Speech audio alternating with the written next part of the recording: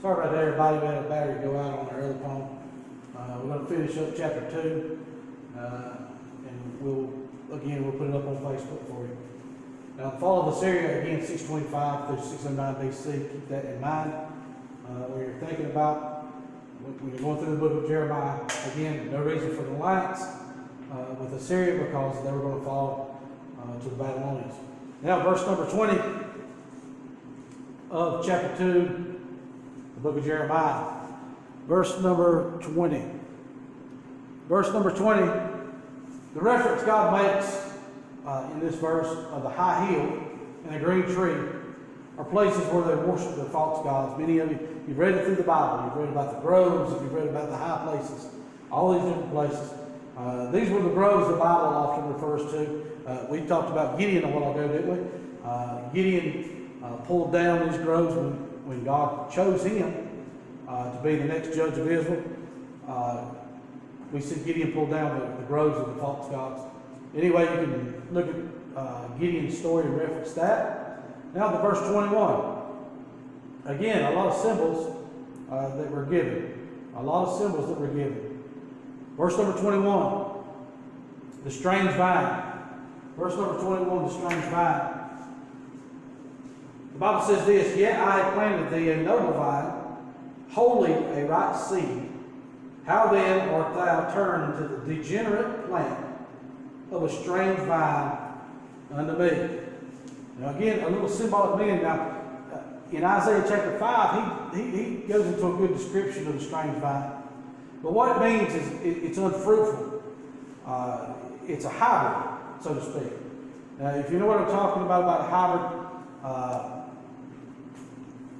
many of you have seen those two trees in the front yard of the parsonage. Well, those are plum trees. When I found out there was plum trees in the front yard of the parsonage, man, I was excited because I like plums. But guess what? Them plum trees, you ain't got no plums. So that's a strange tree. It's not real. It's not an original plum tree.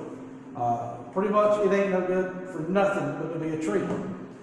Some of you may have Bradford pear trees in your yard. Guess what? Bradford pears don't have pears on them. So that's a strange vine, okay?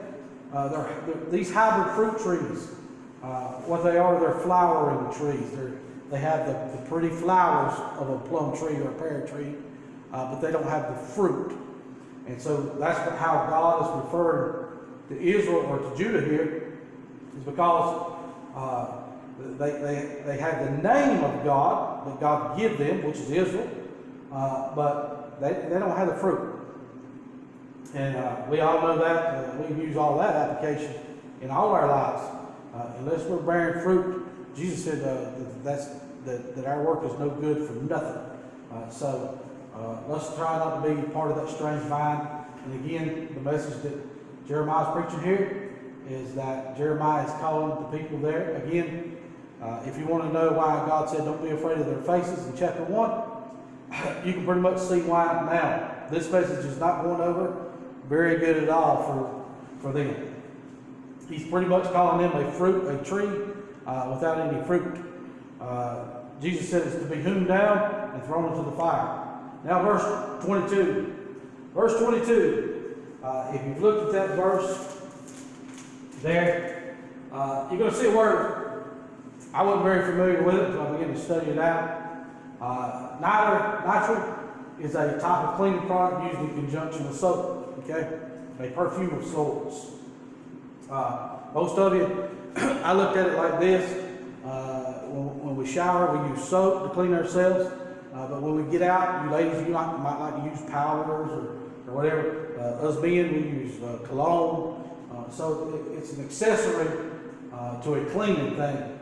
And in verse 22 of chapter 2, he says, for though thou wash thee with nitrile, and take thee much soap, yet thine iniquity is marked before me, saith the Lord God. What God was pretty much saying here is you just got out of the bath, you got cologne on, but you still stink. Okay? There's some things that you just can't wash off. Okay? How many of you remember when Pilate began to wash his hands after he had brought the judgment against Christ to crucify me? He said, I wash my hands of these things to be upon your children and your children's children. And there's some things you can't wash off. Okay, you can't wash those things off. So know today that when sin has overtaken our life a lot of times, and we've become more of an unbearing tree today, try not, if you've been a Christian and maybe you backslid right now, if you're watching this, maybe you're backslid right now, try not to do nothing, try not to go too far away from God, because there'll be some things today that you can't undo. A lot of people, I guess, they get away from God, backslide, and things happen in their marriage, some things that you can't undo. So make sure that you don't go that far if you're away from God right now. And today, if you ask me, it's a good time to come back to God. So be a good day for you to come back to God. Now, again, we're still in chapter number 2, and let's look at verse 23. Another word that's mentioned there in verse number 23 that we may not recognize is the dromedary. The dromedary. Everybody knows you don't know what a dromedary is, but all of you know what a camel is, right? So when you see that word dromedary, that's a camel. Now, verse 24. Here's going to be another symbolic message. Again, this is why they're making a face at Jeremiah. This is not going to be a well-received message. And the symbol or the figure that he's going to give them is the wild ass. Okay? The wild ass. In verse 24, look what he says. Verse number 24. The Bible says a wild ass used to the wilderness that snuffeth up the wind at her pleasure. In her occasion, who can turn her away? All they that seek her will not weary themselves. In her month, they shall find her. It ain't hard to find this one. If you get the meaning of that, if you got common sense today, you can read into exactly what that means. Now, what that was in reference to was in reference to a female donkey in her season. If you know what that means, twice a year a donkey comes into her season. The male donkeys can smell that and they come a running. But she doesn't care what donkey it is, okay? He ain't got to be a pretty donkey. He ain't got to have no papers or no, he ain't got to be a registered donkey. He can be any donkey. She don't care. She'll take any donkey. God uses this illustration as a type of Israel who had turned away from God to worship almost anything. It didn't have to be legitimate. It didn't have to be real.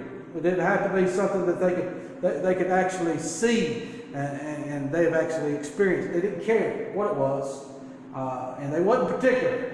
They just take anything that came, any old god what was the new fad at the time was what they would do. Now that application, to me, this is what God is telling them. Nothing makes you feel worse than being rejected for something of no value or worth. Now, if you're like me, I don't never want to get divorced, okay? But I can tell you right now, I sure don't want my wife divorcing me for somebody that's uglier than me, okay? Now, I'm a little bit on the heavy, chunky side, but if my wife divorced me for a drug addict or something like that, I would be highly upset. So there's nothing worse than being rejected for something that's of less value of you or worthless. And this is the way that God looked at those idols. They were worthless, and they were rejecting God for something that wasn't worth nothing. These gods done nothing for them, but yet they still worship them. Now, verse number 27, the word stock is used there. Any of you, if you have guns, you know what I'm talking about. The end of a gun, the part back there at the back stick against the shoulder, is often called a stock. It's the piece of wood that's there, and so it's a stock. Now, these words are used in verse number 27 of chapter number 2. Chapter number 2. It says, saying to a stock, thou art my father, and to a stone, thou hast brought me forth. They have turned their back unto me, and not their face, but in the time of their trouble, they will say, arise and save us. What God's saying here is they're using them as a spare tire. They're saying unto the stock, or they're saying unto the false god, thou art my father. They're calling this false god their father, the creator.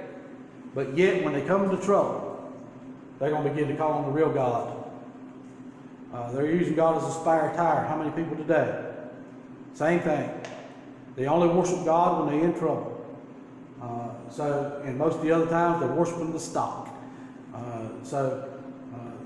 You know what? These little gods that you got in your day, and these little gods that you're worshiping, they didn't save you.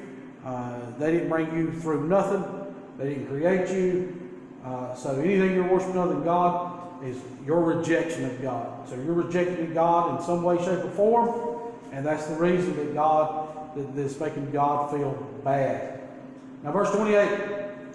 As many cities as they had that many gods. Now, open your Bibles today. You can look in the back of your Bible. You can look at some of the maps. We can read about it in the Bible, the different cities that's there.